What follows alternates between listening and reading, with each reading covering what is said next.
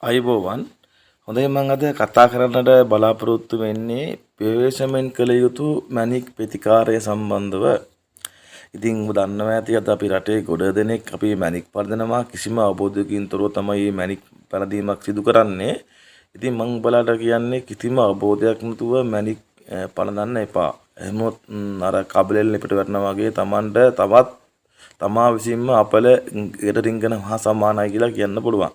ඒ නිසා මම කියන්නේ දැනගෙන ගියොත් කතරකම නොදැන ගියොත් අතරමඟ වගේ තමයි මේක අපි කරන්න ඕනේ දැනගෙනමයි. දැන් මේ නිසාට ජීවිතේ නොයෙකුත් ගැටලු වලට මුහුණ පෑමට සිදු වෙනවා. ඒ විදිහ විවිධ ආකාරයෙන් පිළියම් කිරීමට ජ්‍යොතිෂය අපි උගන්වනවා. ඒ අතර මණික් ප්‍රතිකාරයත් වැදගත් ක්‍රමවේදයක්. මේක හිතා සාර්ථක ක්‍රමයක්. නිවැරදි වටහාගෙන මේ ප්‍රතිකාර කළ අනිවාර්යෙන් කරන්න ඕනේ. මෙම මැණික් ප්‍රතිකාරය මහා රාවණ රජුගේ දක්වා පැරණි ඉතිහාසයක්ද මේ බව අපි කියන්න ඕනේ. මේ මැණික් ප්‍රතිකාර ක්‍රමය මගින් අධ්‍යාපනයේ දුර්වල දරුවන්ට පිළිකා ඇදුම දියවැඩියාව වැනි රෝගීන්ටත් දරුපල හිමි අයටත් විවාහ ජීවිතයේ ගැටලු පවතින පුද්ගලයින්ටත් සහන ලබා ගත හැකි අතර රැකියාවල පවතින ගැටලුද වටහාද ඉතා සාර්ථක පළලලා ගන්න පුළුවන්.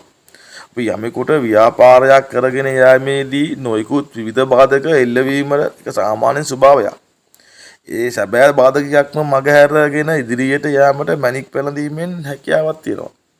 යමෙක් අධික ලෙස මත්පැන් පානය කර විට පුද්ගලයාගේ මත් උවදුරින් මුදවා ගැනීමට මේ ප්‍රතිකාර ක්‍රමය හිතා වැදගත්.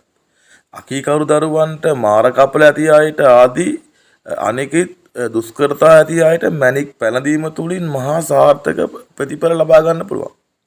නමුත් මැණික්ගල් පැළඳීමේදී එහි වර්තන අංකය වඩා වැදගත් වෙනවා. බොහෝ විට දැන් අපිට අංශක 45කට පතුල කපා ඇති ඒ කියන්නේ මැණික්ගල් ආභරණ වලට සවි කිරීම අපහසුයි.